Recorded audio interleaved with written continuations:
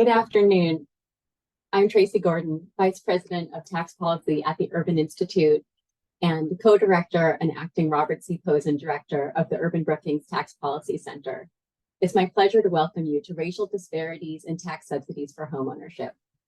Before we get started, a few housekeeping notes. We are recording this event. The recording will be posted online after the event concludes. Speaker biographies and related materials are posted there as well. We've enabled live captions, and they can be turned on or off by clicking the live transcript button at the bottom right corner of your media player. All participants are muted, but you can send your questions or comments using the Q&A box at any time.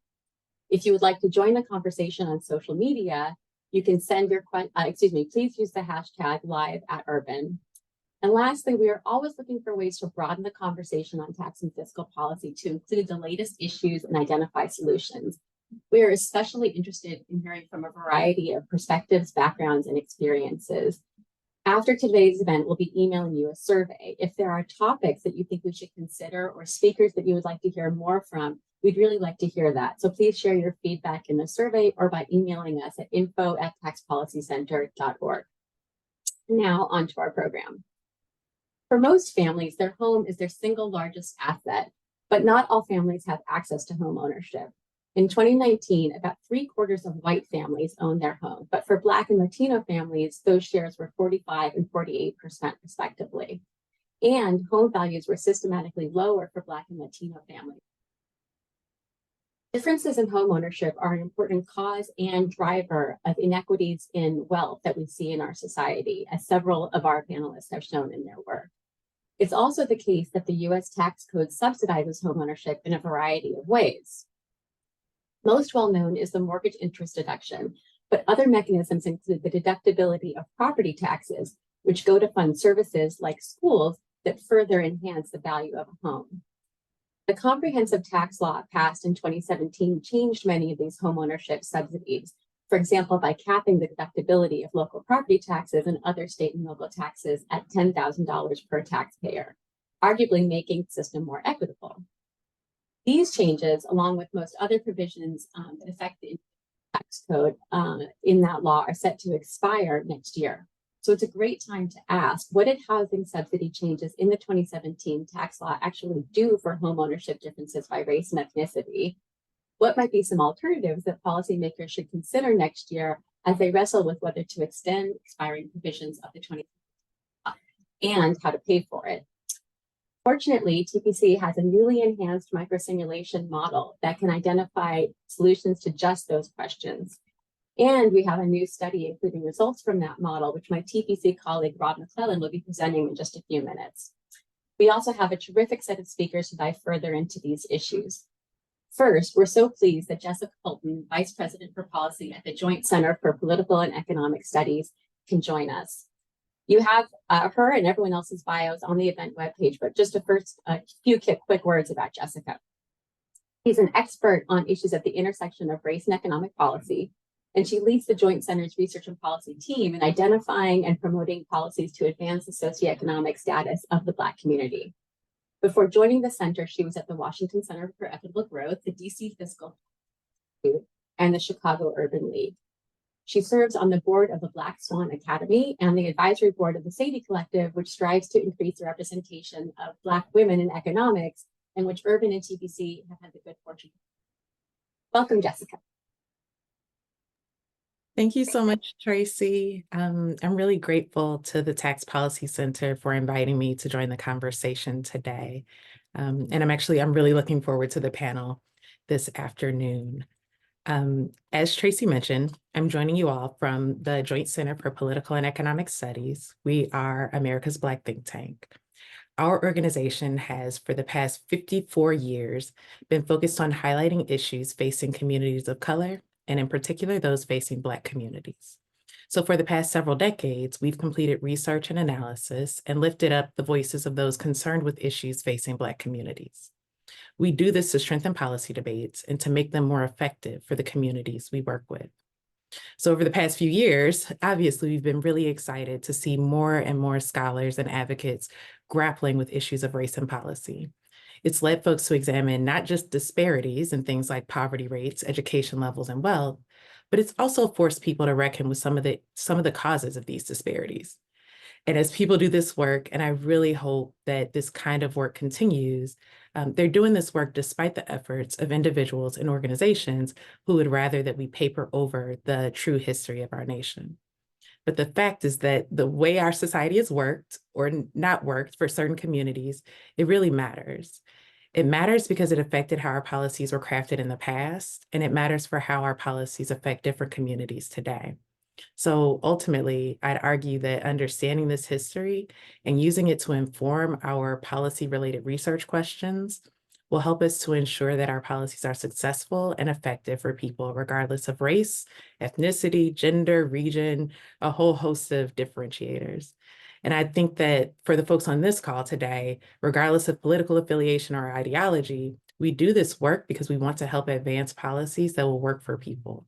We want to create ideas that will make an impact and make our nation a better place to live. So the report we're going to learn more about today, and I hope that you all will really take a close look because I think it's fascinating and really, really important. I think it's a great example of why context matters and how our history matters for how policies affect people across race. It focuses on the issue of housing and the reach of the mortgage interest tax deduction. And I think the findings are really illustrative of what we need to do more, which is really grapple with the policies that we have in place and contend with our assumptions about who we're helping, who we're harming, and how all of these policies can affect the structure of our broader economy. So I really want to start with my remarks by digging into a little snippet at the very beginning of the report that I think opens us up to my central point today, which is that all of us should be doing more to examine the effects of race and racism on the impacts of public policy generally, and specifically thinking about the impact on how we collect our revenues. So the introduction contains the following sentences. And yet, tax liabilities of Black, Hispanic, and white families may differ, even among those who otherwise seem similar, because some factors that affect tax liabilities are associated with race and ethnicity. So this portion is, of course, it comes out of the innovative scholarship of Beverly Moran, Bill Whitford, and Dorothy Brown. And the report authors go on to say, one example is the home mortgage interest deduction.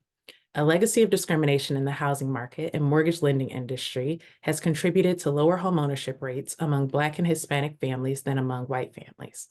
Pervasive and historic discrimination has also limited the opportunities for people of color to accumulate assets, which could then be passed on to descendants to help finance their home purchases. So, pervasive and historic discrimination. I think many of us over the past couple of years have learned quite a bit more about the legacy of pervasive and historic discrimination in this country. But on a grand scale, it feels a little bit removed, right? It feels like such a big history. It feels a little bit daunting and difficult to think about what that looks like for families. So I'm going to tell a quick story about my paternal grandparents to illustrate a little bit about what this pervasive and historic discrimination could look like in terms of limiting wealth accumulation for families that look like mine. So my father's parents were born in Mississippi in the late 1910s. By the time he was 24, according to his US Census record, my grandfather was working as a sharecropper in Leflore County, Mississippi. For those of you who are unfamiliar with the system of sharecropping, that meant that he lived and worked on somebody else's land. And typically, and in this instance as well, according to my family, often when it was time to square up for pay with, like as a sharecropper, landowners claimed that sharecroppers had miscalculated or they hadn't grown enough. And in fact, the person who was serving as a sharecropper actually owed the landowner. They were sort of stuck in this perpetual cycle of debt. And that's what work looked like for men like my grandfather in Mississippi in the 1940s. So I'm going to give you also a little bit of color on what that pervasive and historic discrimination looked like for my grandfather as he and my grandmother started and grew their family in Leflore and Tallahatchie counties in Mississippi. They lived in a place that had a history of violence against Black people. In 1889, the state militia killed Black people in response to false rumors of a Black uprising because Black farmers were trying to organize. From 1880 to 1940, which is when my great-grandparents were coming of age there, Lafleur County had 48 documented lynchings of Black Americans. So it was a dangerous place for a Black family with growing children to live. And in fact, Emmett Till was killed in this very area in 1955. So around the mid-50s, my grandparents made the decision to sneak away in the night to join my great-grandparents in Southern Illinois, where they'd moved, and that's where they stayed, and they made a life. My grandparents bought land, they built a home, they worked really hard. My grandfather is a furniture delivery man, and by the time that I came along, he was a barber. My grandmother worked as a domestic worker for the family of the man who would serve my home district as a U.S. congressman for 26 years. They created a community. They raised their children, they farmed their own land, they went to church, they created their own little American dream, right?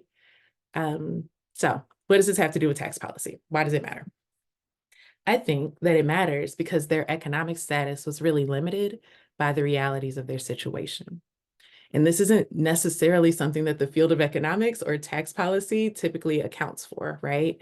In 1940, my grandfather's income was $200, according to his entry in the US Census. I did a little digging and I saw something like the median income for all men at that time was $956. He couldn't own anything as he built his life in Mississippi. And if he had, he still may have needed to leave it all behind to keep his family, including his growing children and his wife, safe in the face of like real racist violence. And when he could buy a home, he was limited to living in a place that had seen significant disinvestment because of white flight. Actually, a couple of decades before he lived there, there was a massacre where hundreds of Black people were killed in that area. So when he passed away, he was able to pass his home to his children, which is, I think, amazing. And I'm very proud of that fact. But the home was not a significant asset, right, due to disinvestment. And in my view, this small part of my family story is illustrative of the broader impact of the pervasive and historic discrimination that the report authors refer to. It's not just about slavery or redlining or unfair lending, though all of those things matter tremendously. It's also about the ways that wealth building was limited for hardworking people who didn't have access to the same opportunities as other households. And Black people today still live with a set of circumstances that mean that policies tend to affect Black households in different ways from how they affect the people policymakers have had in mind as they've designed tax policy over the years. As the report notes, and I don't think that this is the only way that Black households are sort of set up a little bit differently, but as the report notes, according to the Survey of Consumer Finances, non-Hispanic white families had on average 8 times the net wealth of the typical non-Hispanic Black family in 2019. 8 times, just a tremendous difference. So as scholars like Dorothy Brown, Beverly Moran, and Bill Whitford point out, though we may think that our tax policies are race neutral, the way that we collect revenues in this nation has differential impacts across race. And what that means is that these policies have the potential to exacerbate rather than to close racial wealth divides. So what I won't do here today is make the case about whether or not we should use policy to close the racial wealth divide. But I do think that we all deserve to understand the full impact of our policy decisions on this metric. So what I really want to do today is encourage you all to keep doing work to understand the impacts of tax policy across race. And I want to offer a few areas that I personally would love to see folks work on. This is nowhere near an exhaustive list, but I wanted to try to highlight a few areas where I think the history really matters and where context really matters for how policy impacts us all. So first, housing. I think the report does a great job investigating the mortgage interest tax deduction. And I won't scoop the authors, but like, surprise, surprise, benefits are distributed unequally across race. And that has real implications for people's pocketbooks. Similarly, scholars might explore impacts across race of policies that affect renters, such as the Schedule H renter and homeowner property tax credit here in Washington, D.C. If our policy aim is to help people afford housing, surely we could explore opportunities to help renters, a population that includes 56% of Black households. And given that, according to Joint Center's research, about 6 in 10 Black adults think it would be difficult for them to get a mortgage or to buy a home today, engaging in analysis around this kind of policy could be incredibly useful. Second, student loan debt. Countless scholars like Finabado and Louise Seamster have investigated the differences between Black and white student debt levels. And Professor Dorothy Brown points out how these differences may affect the impacts of the student loan interest deduction. I'd love to see more work there, and I think it could be really impactful. Third, and these are absolutely not in order of importance, they're just in order of how I wrote them down. I'll say investigating the climate investments currently being implemented through the tax code. I think these investments are significant and meaningful and innovative. And I think we have the opportunity to use analysis to understand the impacts across race. It's a great opportunity to be at the forefront on these kinds of policies.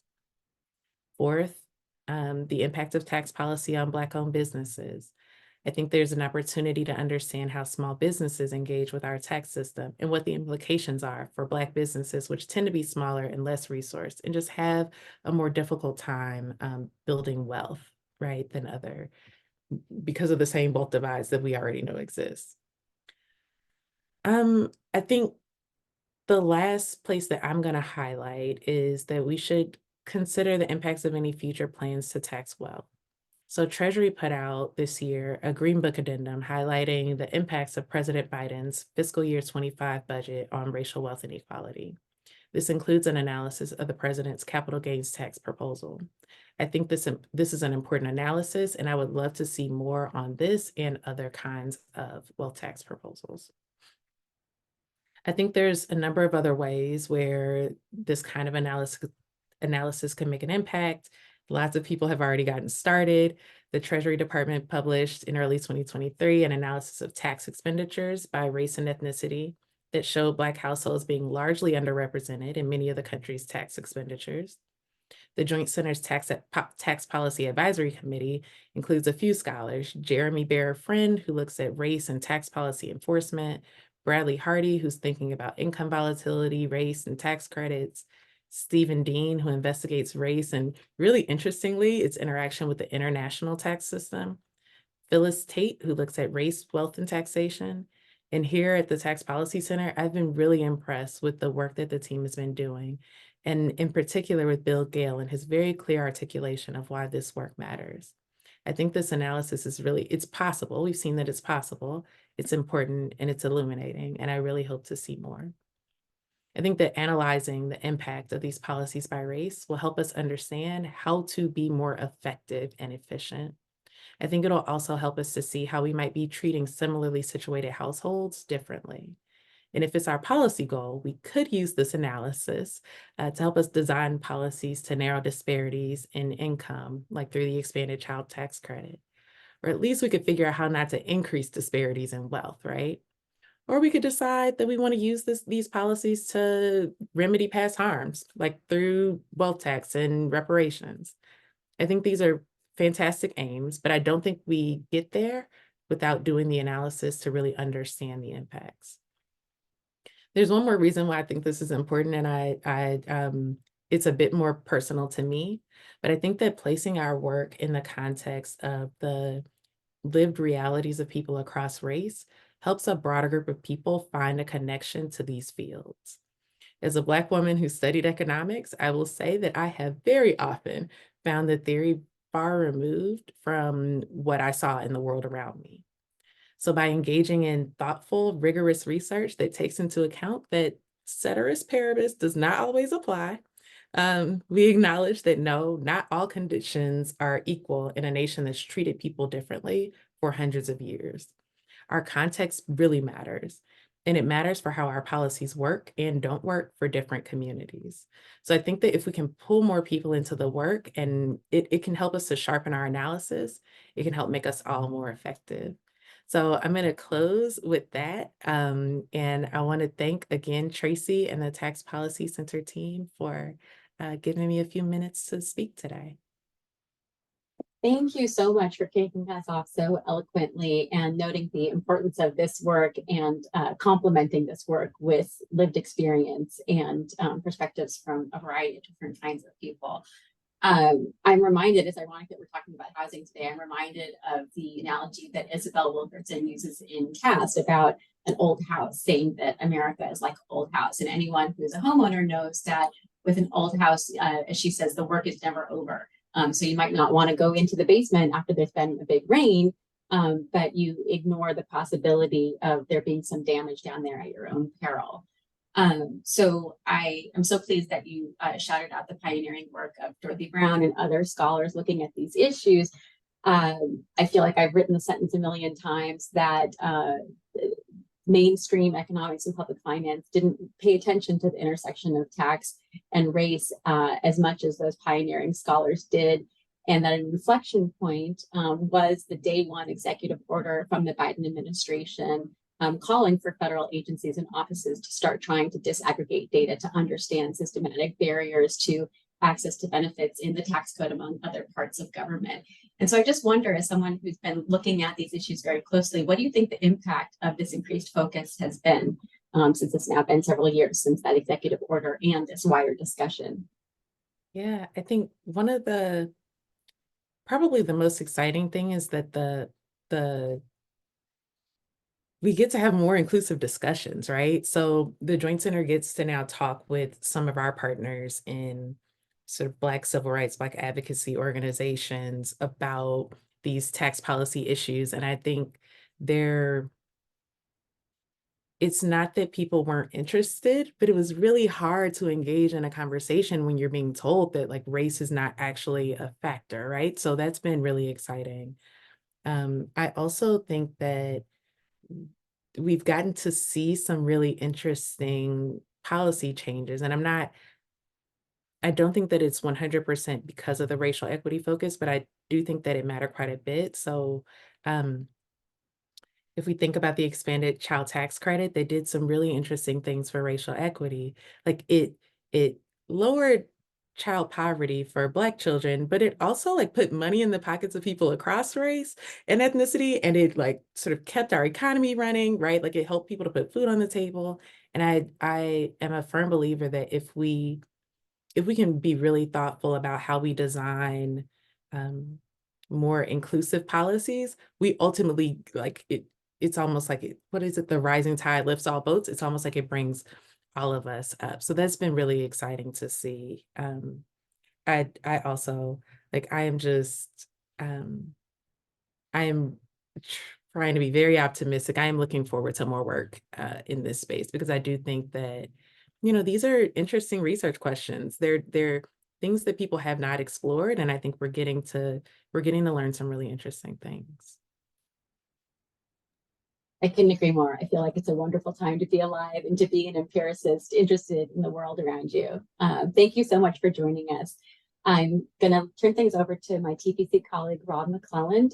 He's a senior fellow at the Tax Policy Center, and we'll continue the conversation. Thank you so much. Thank you, Tracy.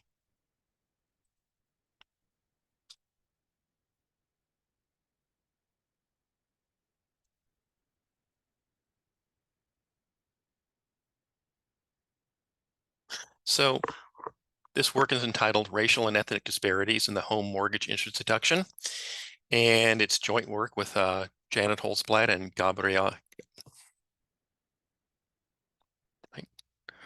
One second, please. I'm so sorry. There we go. So I'm Rob McClelland, and this is Racial and Ethnic Disparities in the Home Mortgage Interest Deduction.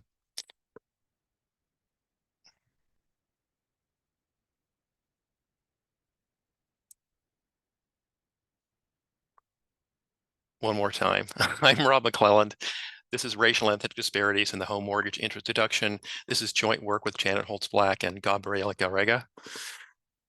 As we've heard, the federal tax code does not explicitly reference race or ethnicity, yet the tax code contributes to racial disparities in income. Changes in tax policy that do not consider race or ethnicity, therefore, can continue or even worsen these kinds of disparities, things that we need to worry about. The example we're going to look at here is the benefits of the home mortgage interest deduction and those who use it, both under current law, the Tax Cuts and Jobs Act, and after the expiration of its individual provisions. Let's start by looking at home ownership, or the value of homes and assets more broadly. Across all families, net wealth totaled $96 trillion in 2019. White families held about 85% of net wealth, although they represented less than 2/3 of all families. In contrast, 14% of families were Black, but they owned only 3% of net wealth. Personal residences are a significant store of wealth for many families. As a gross share of assets in 2019, personal residences were 44% for Black families, 51% for Hispanic families, and just 24% for white families. And here we can see that other families, which I'll define in a minute, have the largest median value of homes in each year of the Survey of Consumer Finances, followed by white non-Hispanic families, which I'll refer to as white families, Hispanic families, and Black non-Hispanic families, which I'll refer to as Black families.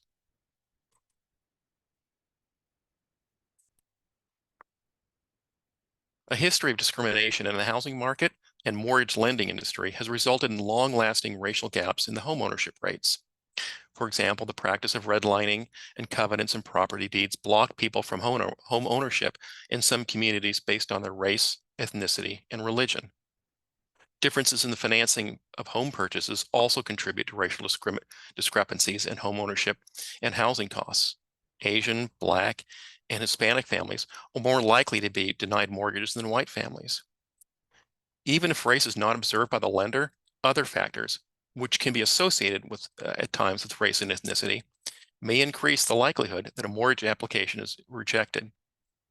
There is a spot of good news here. A recent study by one of our panelists suggests that racial discrepancies in mortgage denials may be declining, but it will take a long time before racial discrepancies in existing mortgages are eliminated.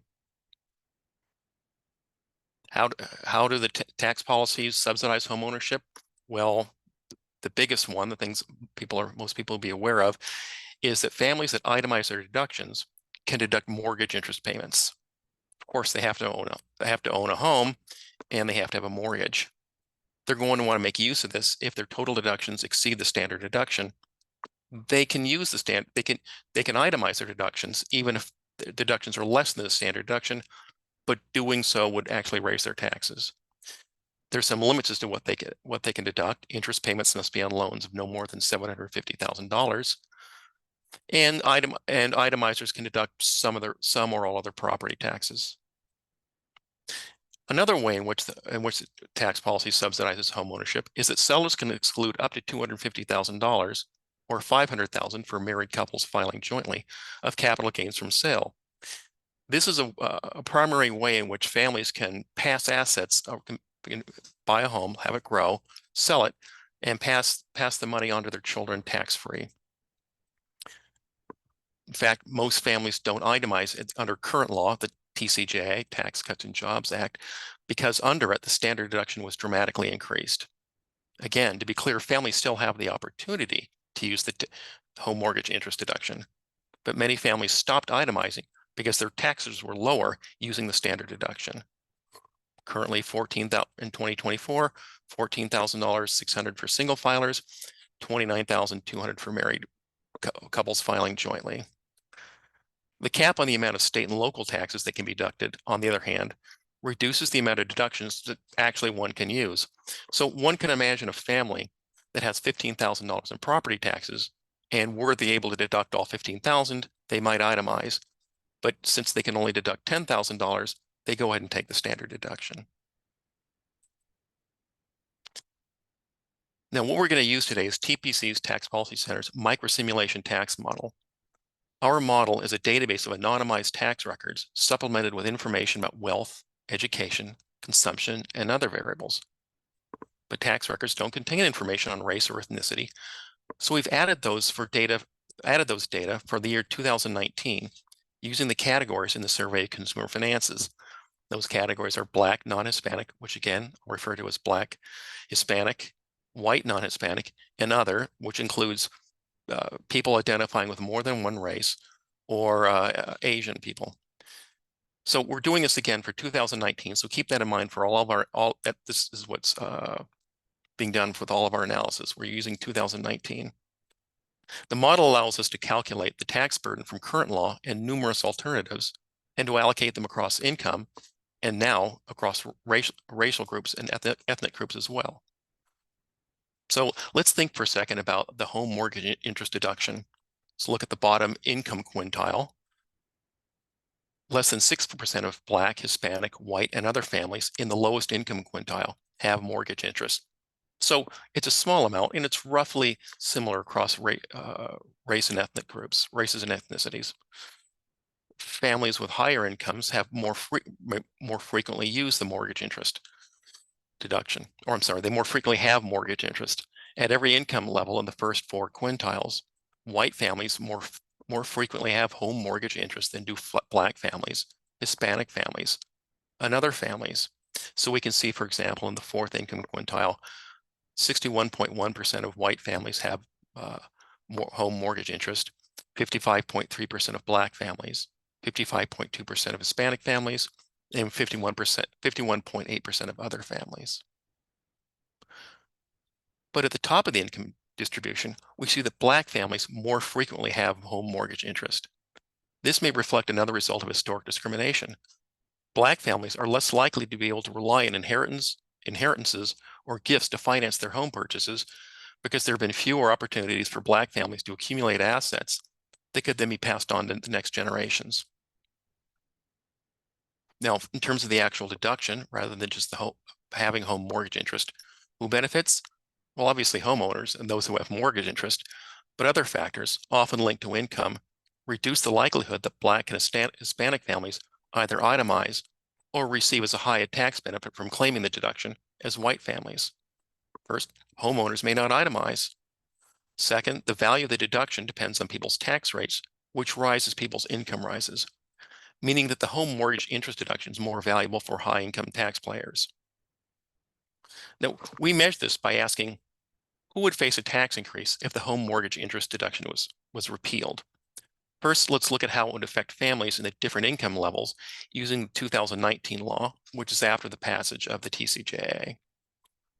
As we saw, few families in the bottom income quintile have mortgage interest, and fewer still itemize their deductions, 0.1%, with an average benefit of $260. Families in higher income groups more frequently use the home mortgage interest deduction. An amount that they deduct increases with income.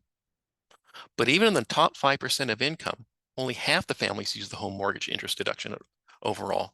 We find 50.9%. And we see that less than 10% of all families use it, 7.8%, with an average benefit of over $2,000, $2,120. As one might expect, the largest benefits accrue to those with the highest incomes, with more than 3/4 of the benefits going to those in the top income quintile, and nearly half the tax benefits going to families in the top 5% of the income distribution. To examine the home mortgage interest deduction and how it affects families of different race and ethnicities, we're going to use disproportionality indexes. These are basically the average change for a subgroup divided by the average tax change for a larger group.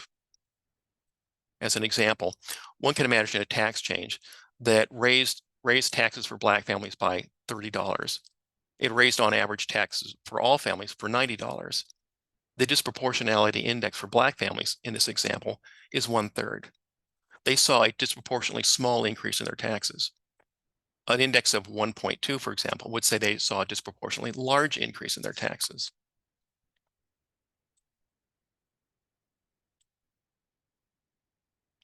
We estimate that under 2019 law, the average tax benefit of the home mortgage interest deduction was $199 across all families, those who did and did not claim a return. In contrast, the benefit was on average $88 for Black families and $66 for Hispanic families. Overall, Black and Hispanic families receive just 54% and 38% respectively of average benefits. In contrast, white families got 21% more than the average. Now, in terms of these disproportionality indexes, Black families have an index of 0.5, meaning their average benefits was half that of the overall population. Hispanic families had only 40% of the benefits. White and other families, in contrast, had disproportionately large benefits. These differences could occur for at least two reasons. First, because those using the mortgage interest deduction do not have similar benefits. And second, because families of different races and incomes do not take the deduction with the same frequency. In the top income quintile, we see Black families disproportionately benefit from the deduction, as do other families. In the very top 5%, the disproportionality index is 1.2 for Black families, 0.8 for Hispanic families, 1.0 for white families, and 1.1 for other families. When we examine the disproportionality indexes among those using the deduction, we see that for the most part, they're very similar. Many are in the range of 0.9 to 1.1, indicating only a 10% difference in average benefits. And this is even true for among Black families in the top income quintile. So it's not the case that among those receiving the tax benefit from the home mortgage interest deduction, that some are seeing much greater or smaller benefits typically. But we see a distinct difference in the share of families using the home mortgage interest deduction. Overall, more than 9% of families, white families, use the deduction, but less than 5% of Black families, and less than 4% of Hispanic families use it. In the bottom four quintiles, white and other families more frequently benefit from the home mortgage interest deduction. In the top quintile, we see that Black families more frequently use the home mortgage interest deduction. Again, in the top 5%, 60.1% of Black families, 46.0% of Hispanic families, 50.3% of white families, and 53.6% of other families. When the TCJA expires, the standard deduction is going to decrease, which means that more families will use the home mortgage interest deduction. Further, by uncapping the SALT, the state and local tax deduction, most families with more than $10,000 in state and local taxes will start to itemize. We're going to model this by applying the 2017 law, which was before the passage of the TCJA, to our data.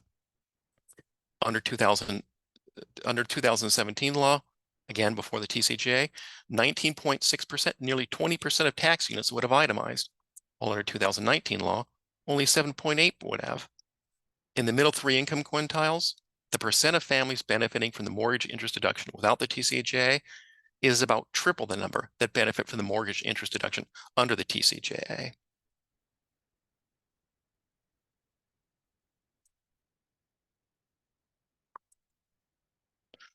Using 2017 law again, we see that Black and Hispanic families see disproportionately small benefits, while white and other families see disproportionately large benefits. In the top income quintile, Black families no longer see disproportionately large benefits. Remember, under the TCJA, we found that the disproportionality index exceeded 1 for Black families in the top income quintile. It no longer does. Without the TCJA, that index is only 0.9, meaning they have slightly disproportionately small benefits. What if only the standard deduction reverted to pre-TCJA law? Well, the distribution looks very similar to pre-TCJA law. This indicates that the standard deduction is in fact where most of the action is coming from the TCJA. Changing that standard deduction is where we see most of the, it was what's causing most families not to itemize. What if just the SALT cap was eliminated? Well, the share of tax units in the first four income quintiles is nearly identical to those under the Tax Cuts and Jobs Act. But more of those in the 90th percentile and above would see a tax increase were the home mortgage interest deduction to be increased. So the SALT cap mostly benefits those in the 90th percentile and above who itemize their deductions. In conclusion, generally we found that white families are more likely than Black and Hispanic families to claim the home mortgage interest deduction, and they receive a larger benefit on average. These findings reflect longstanding discrimination Black and Hispanic families have faced in the housing market and lending industry. The results for high-income Black families may reflect another result of historic discrimination in the United States. Black families are less likely to be able to rely on inheritances or gifts from relatives to finance their home purchases because there have been few opportunities for those families to accumulate assets and pass them on to the next generation. We see that with the expiration of the TCJA, more than double the number of families will be able to claim the home mortgage interest deduction, or I should say, will be claiming the home mortgage interest deduction, mostly because of the reduction of the standard deduction. We predict that it will see a narrowing in the gap in the value of the home mortgage interest deduction at the top of the income distribution, but have a much smaller effect on other families. And that concludes my presentation. I'm going to pass it now on to Janet.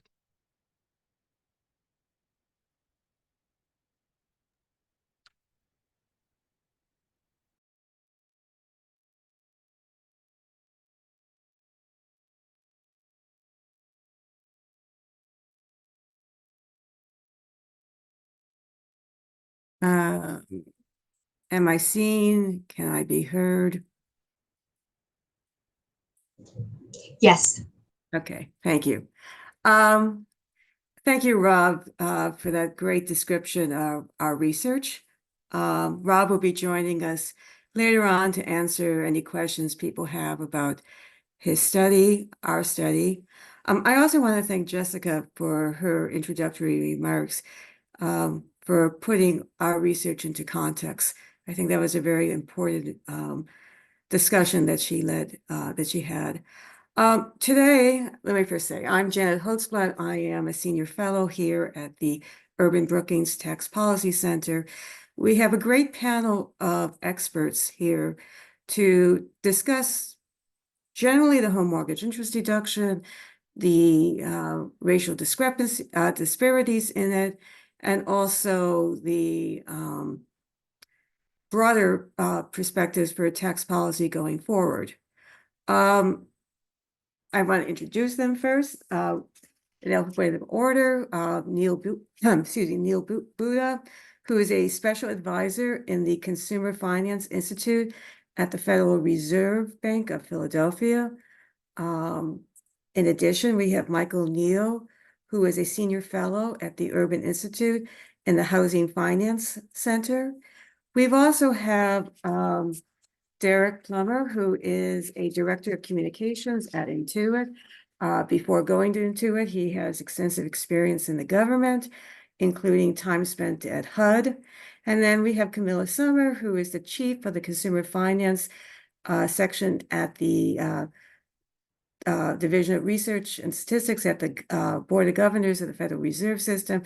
I also want to point out that before going to that section, she also served as an economist in the real estate section and also the flow of funds section. And if you haven't caught on yet, the flow of funds section is responsible for the Survey of Consumer Finance, which is one of our greatest sources in the United States of wealth. So she can answer all of our questions on data on that respect. I'm going to start off today with a general question, stepping back from race for a second, and give some historical perspective. The home mortgage interest deduction is an accident of history. Back in 1913, the individual income tax was created, and in its creation was also the deduction for interest income, including the home mortgage interest.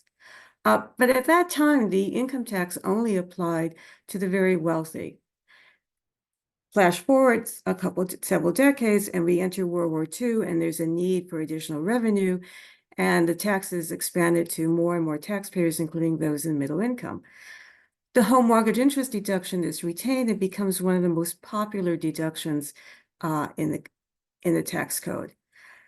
But as I say, it was created without necessarily a purpose. And so now with its growing population, the growing scope, a goal is retrofitted to the deduction. And that goal generally is discussed as to encourage home ownership. Derek, yesterday I came across a survey from a few years ago that looked at popular support for the home mortgage interest deduction. And it found that the home mortgage interest deduction was popular among homeowners who itemized, that seems logical. It was also popular among homeowners who don't itemize, who take the standard deduction. So even though they're not getting the benefits, they still liked it. The group who it wasn't popular with, maybe 1 in 4 people approved of it or supported it, were renters. Now, we live in an aspirational society, or at least that's what we're told. To put it in context, I did buy 5 lottery tickets yesterday in the aspiration of becoming a billionaire.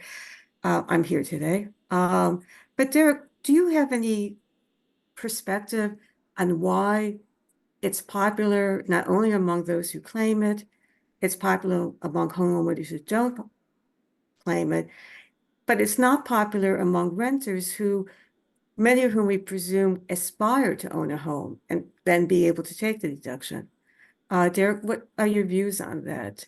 Yeah. Well, first of all, thank you, Janet, for having me, and thank you to the Tax Policy Center for having this amazing conversation. Janet, you raised a very interesting question, and I think from everything that Jessica talked about to Rob, what Rob went through, I think are all factors, right? So when you look at generally home ownership, especially here in America, it's seen as an aspiration of the American dream. It is something that people aspire to, etc. However, what we do know is that far too often, because of systemic barriers, people of color, and more often than not, sorry, my light went out, so hopefully you guys can still see me okay.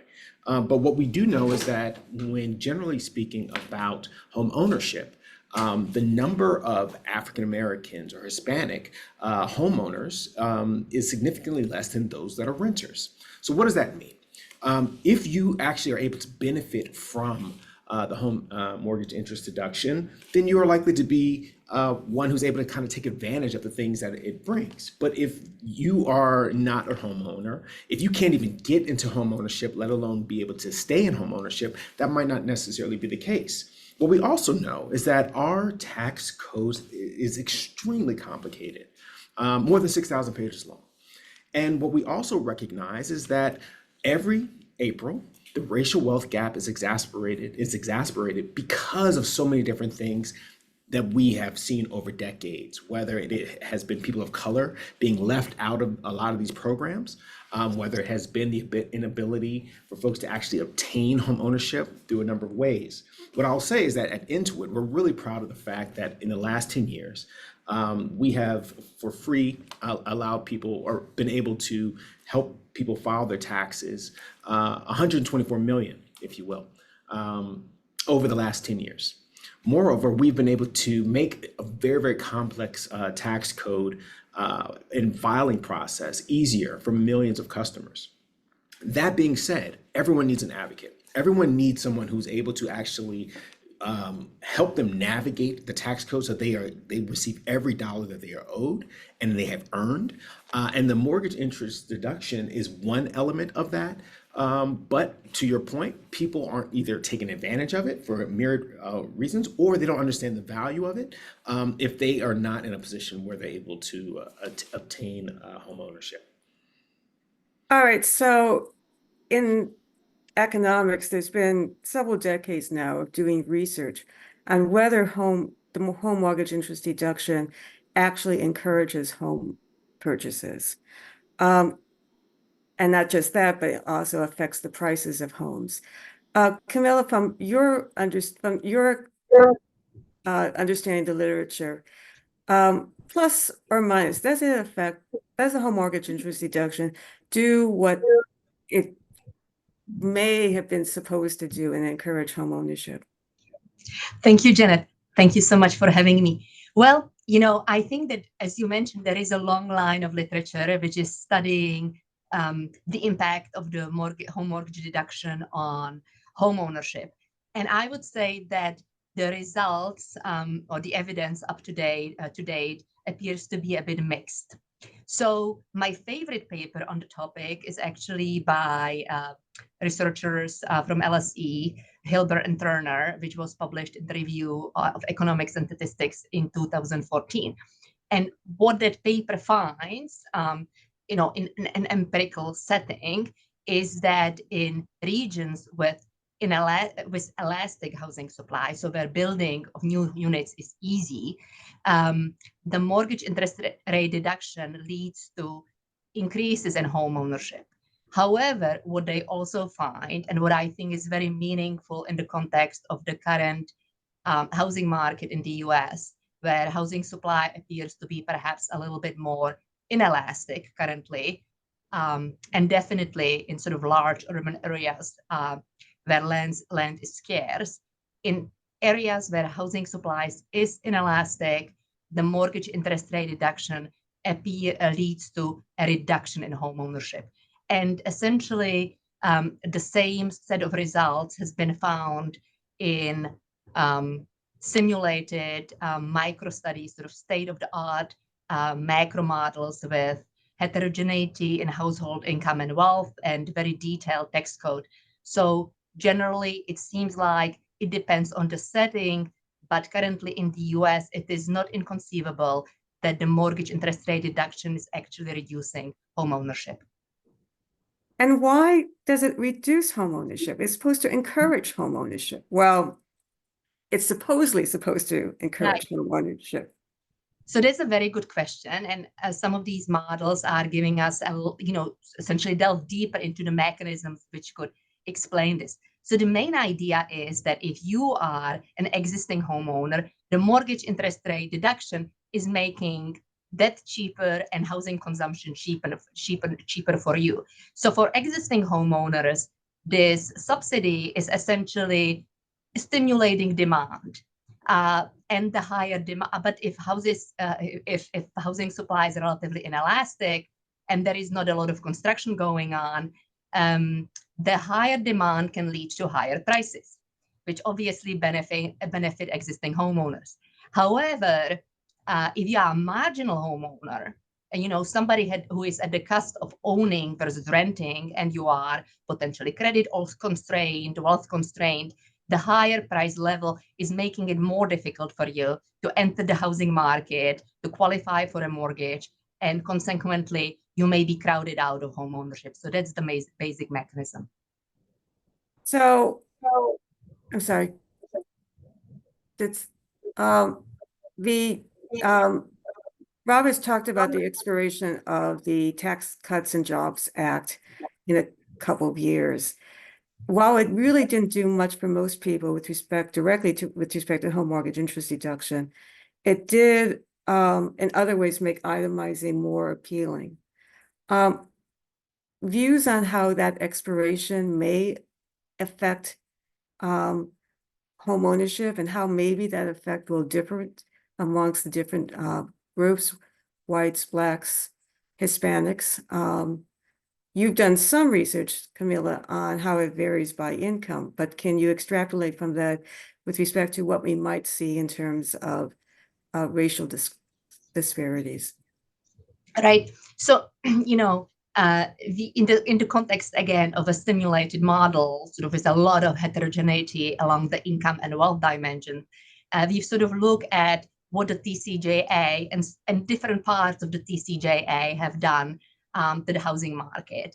And consistent with your study, which you have with Rob and which Rob has just presented on, we find that the doubling of the standard deduction is a very mighty driver of what we are essentially seeing with itemization, but also in terms of impacts on the housing market. And generally, what we find is that the doubling of the standard deduction, even if you take all, the income tax cuts and all the other changes in the tax code away, has a potential of creating more equitable distribution of the tax benefit across the income distribution. And obviously, insofar that income is related or correlated with race, this could be a good policy to consider in terms of addressing some of the racial disparities your paper is talking to. So increase the standard deduction. I'm sorry. Increase the standard deduction, which would be a lot simpler for many people than itemizing. Just a little Correct. plug here for tax reform.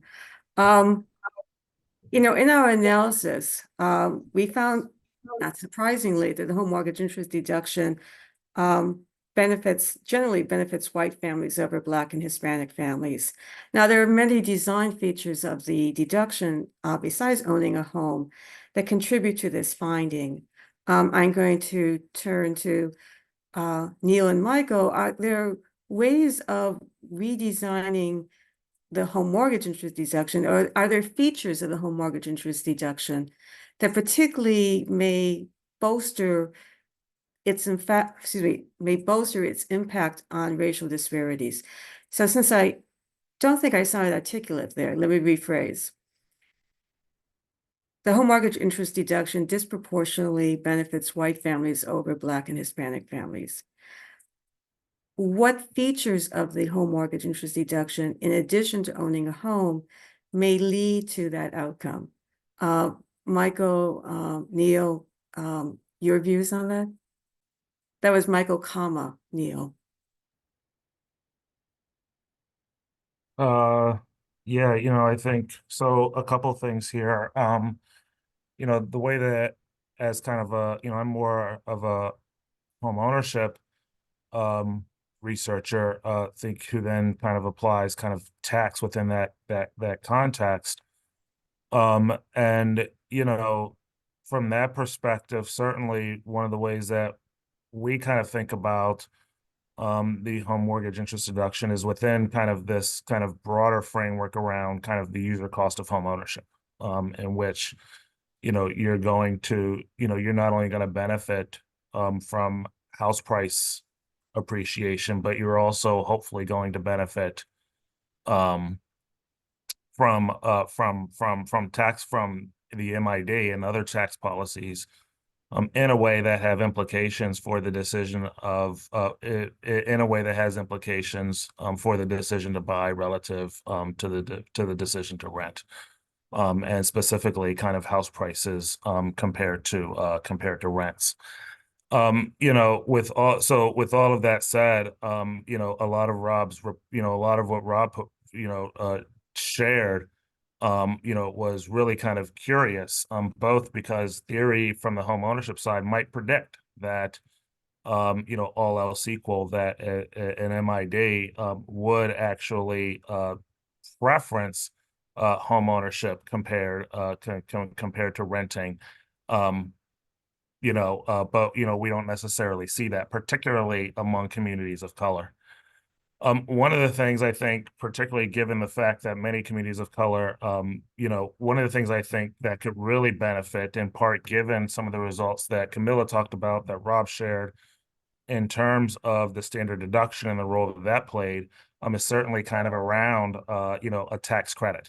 Some of our friends down at Prosperity Now have pointed out a couple of years ago that perhaps a $1,200 a year tax credit could go some way toward closing some of those racial inequities.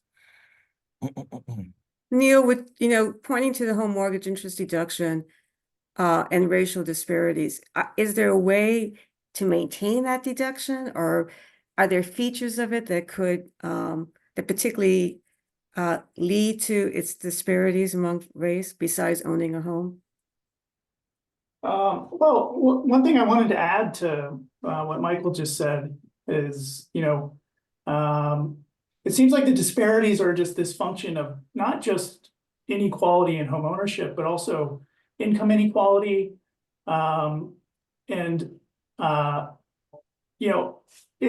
It's important to keep in mind, that, even among households with the same income, home ownership rates are considerably lower for minority households. If you look throughout the income distribution, and so those two things sort of combine to make the mortgage interest deduction particularly beneficial to white households. The Urban Institute actually has some good work about just documenting these disparities in the home ownership rate by income group, and in different parts of the country. And it's really puzzling. We don't really understand why homeownership gaps are so persistent, even within income. But that's an important question that we need to sort of tackle in terms of, it's not clear. I'm not really a tax person, but it seems difficult to imagine being able to sort of keep the home mortgage deduction and make it sort of more equitable without sort of broader changes to the tax code and the standard deduction and things like that. So along the lines of, what Camilla was talking about. I do want to say one other thing, just a quick disclaimer for us folks at the Fed, at least I'll speak for myself. I'm here on my own behalf and I'm not expressing any views on behalf of the Federal Reserve.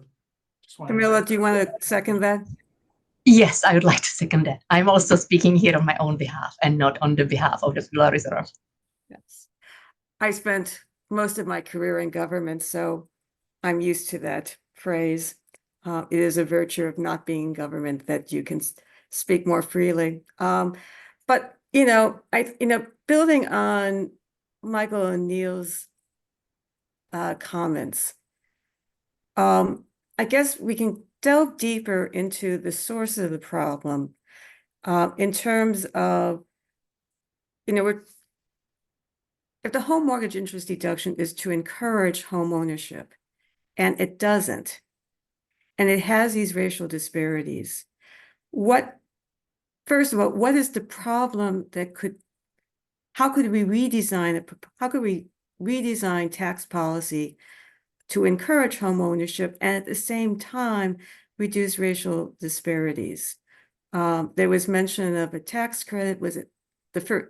Michael, did you mention the tax credit? What would a tax credit do in terms of encouraging home ownership and reducing racial disparities? Yeah, so let me answer, if you don't mind, I'll provide one answer and then kind of turn over to another suggestion. Certainly, the tax credit, at least the way that I read the literature, can have a relatively more powerful impact among those that have lower incomes. And as Neil kind of rightly pointed out, communities of color at the median do tend to have lower incomes compared to, say, their white counterparts. And so the degree to which a tax credit is exploiting that more powerfully than a deduction does, then there's that opportunity. The second thing, and I think this builds on some of the points that Camilla kind of made, is thinking about the supply side as well.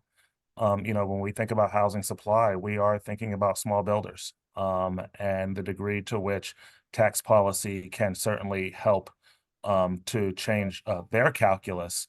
That could also have implications in terms of their ability to bring more affordable housing stock to market.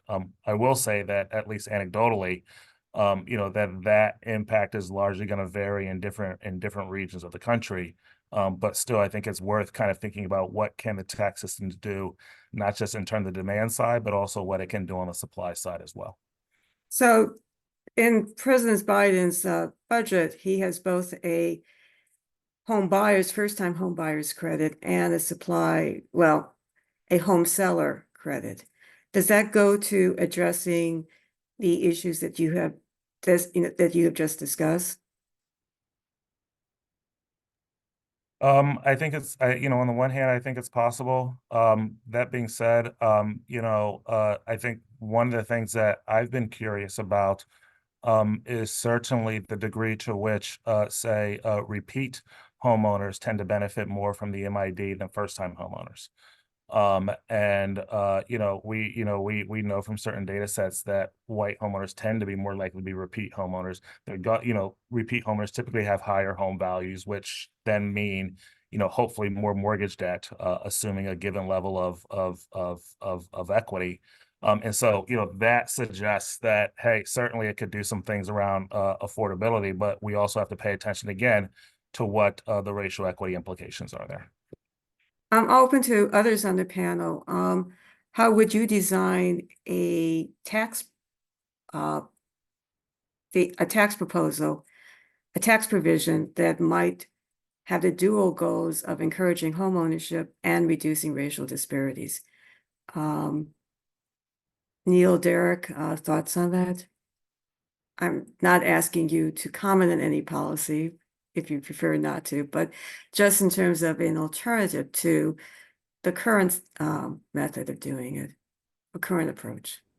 So maybe if I can offer one thing is it is not obvious to me that we have to have explicit policies targeting, promoting home ownership. I mean, it is quite possible, and I think obviously would require a little bit more data work to establish that many households who could tap into home ownership would do it had they been in a position, financial position to get a home. So And increase after-tax income without trying to encourage it on any particular.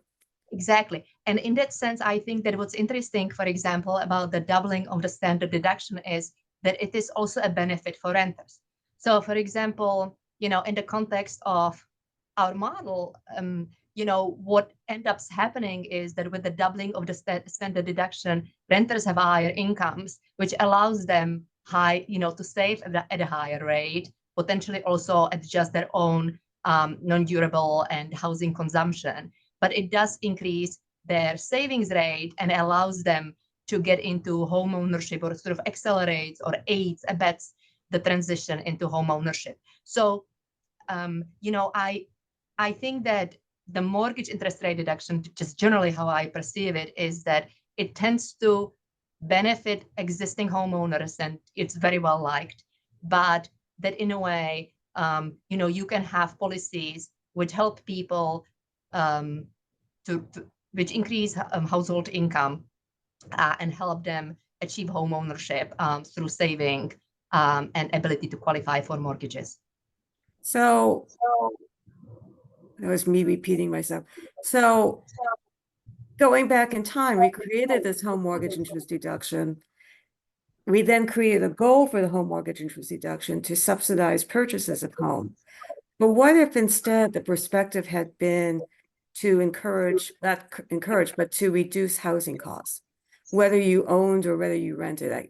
Derek, I think, made the point early in his comments that we find that Black and Hispanic families have a much higher rate of renting than is the case for white families.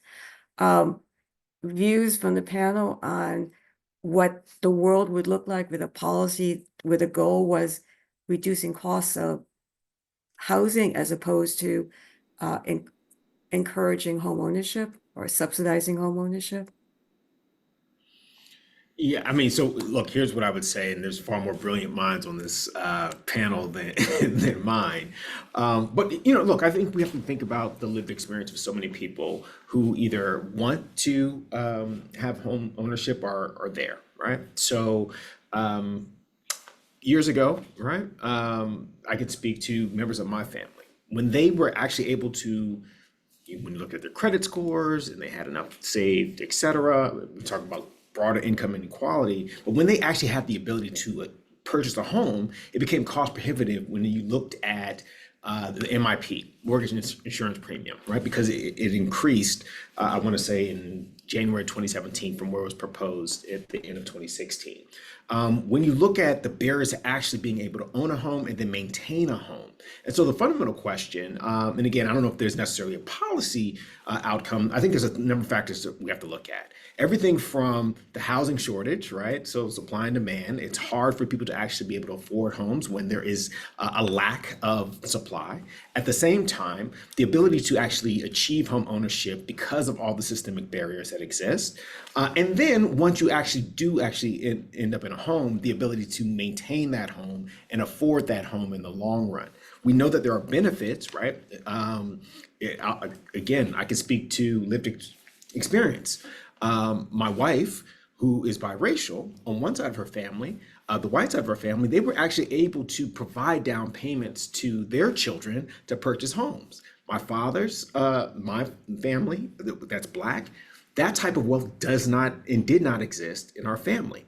And so I think there's a broader systemic issues that we have to really look at when it comes to the ability to actually enter the home ownership experience, but then I think also to be able to stay there.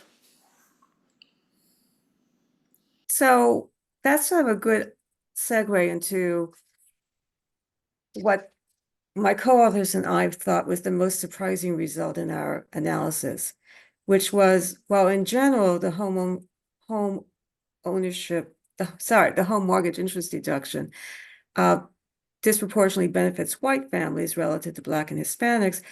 We see in the top income quintile, and especially further up the income scale, that Black families get a disproportionate share of the benefits, get a disproportionately larger benefit relative to white and Hispanic families. Now, we speculate on what might cause that. I mean, the story that goes through our mind, we don't necessarily have our own lived experience, but the story that goes through our mind is that it goes back to this issue of intergenerational wealth, that white families can count more on inheritances, they can count more on gifts from relatives than is the case for Black families. And so Black families who are in the position to buy a home may then have to turn more to mortgages in order to get that home. Neil, you've done analysis on the Survey of Consumer Finances with respect to expectations of receipt and expectations of inheritance and gifts from relatives. Did that story that I just outlined fly with you? Does that seem like a plausible explanation? Yeah, based on that data, it certainly seems plausible. So in the 2019 SEF, of course, the Fed just put out the 2022 SEF data, but we did some analysis back a couple of years ago on the 2019 data, and 50% of white families in the survey either received or expected to receive an inheritance. So 50%. If you compared to Black and Hispanic families, those numbers I think for Black families were closer to like 10%, maybe a little bit less for Hispanic families that either have received or expected to receive an inheritance. So huge differences in the likelihood of getting an inheritance. Now, what we don't know from that data exactly is what people use the money for, when they get it, what the timing is. I will mention there is some new data that people might be interested in looking at. The National Survey of Mortgage Originations, which is started being released by the federal FHFA, Federal Housing Finance Authority. So they do a large nationwide survey on a quarterly basis of new mortgage borrowers.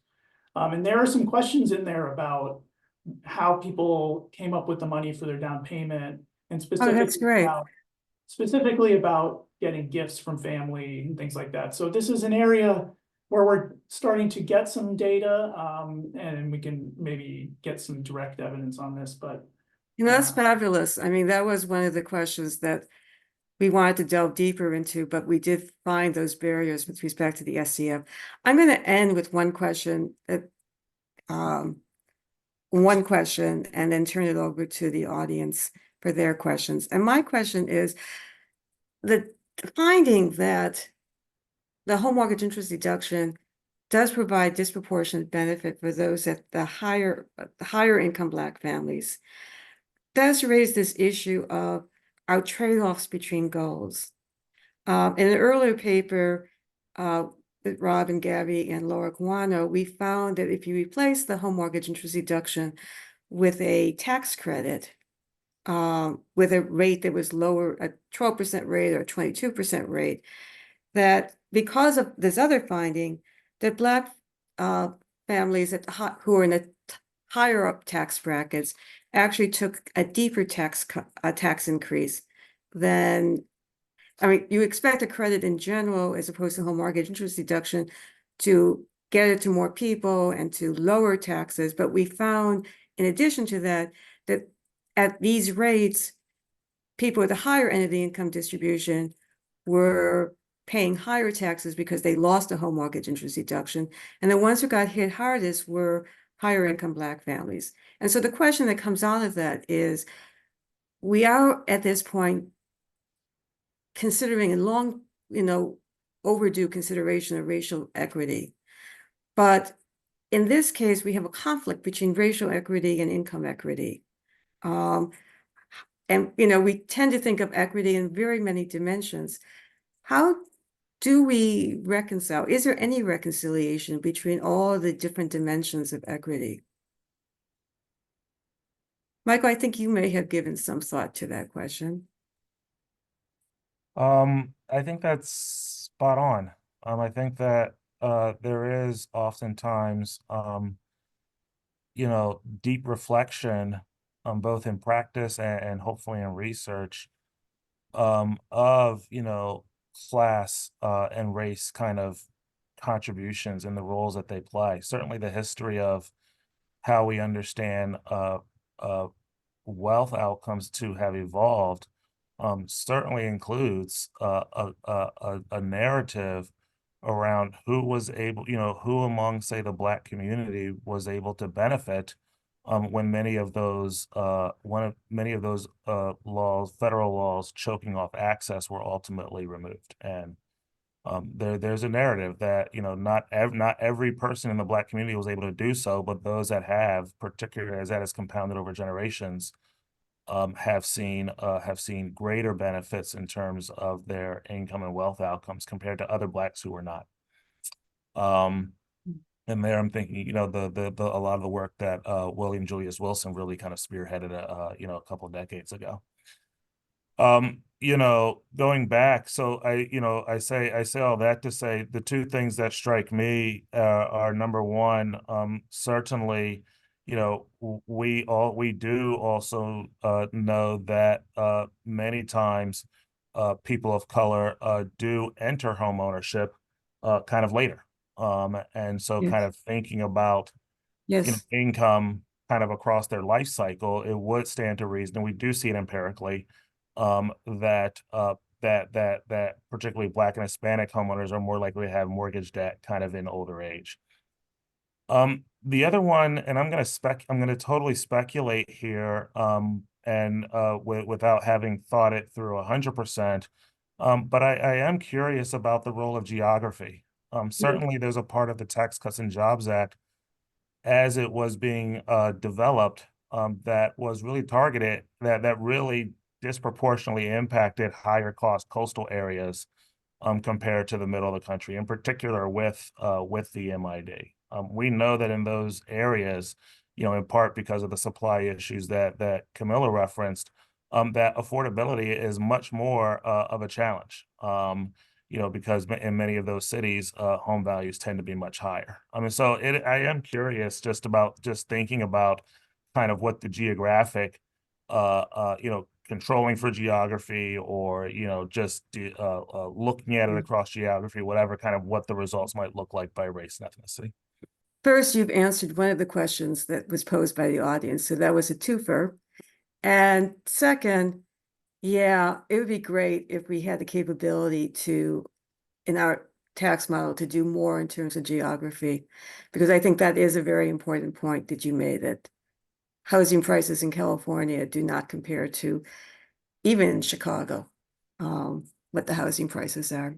And there's an anecdote to go along with that, but I won't share. So I'm going to ask a question from audience. First question is, what are the pros and cons of subsidizing home buying costs through the tax code or versus a spending program through HUD? Would a tax code versus a spending program provide an easier avenue to target benefits or reach more people, particularly people of color? And that is the question that tax people have posed for years: taxes or spending. I can go on my personal bias here. I think it's very difficult to subsidize lower. I think it's very difficult to subsidize purchases by lower and middle income people through the tax system because the money is not available upfront. Unless there's some effort to move the tax credits to pay have the federal government pay the tax credits directly to the mortgage lenders at the time that they're getting the home. It's hard to buy a home with a tax credit that you may not get until 9-12 months later. And that is the standard answer I give with respect to credits versus spending programs. Anyone else's views on that? The only two things I would kind of chime in on is, you know, kind of, I don't know if you, so for me, I'm thinking like down payment assistance. And, you know, presumably down payment assistance is going to increase your housing equity. And, you know, so I think that there's something to kind of think about there, but I think more deeply, you know, there is a question of kind of, you know, what does that down payment assistance actually look like? Certainly we've seen more of a shift away from grants and more toward second liens. And that, you know, they may be forgivable at some point for sure. But you know, that does have implications. You know, that could have implications if, say, you miss a mortgage payment.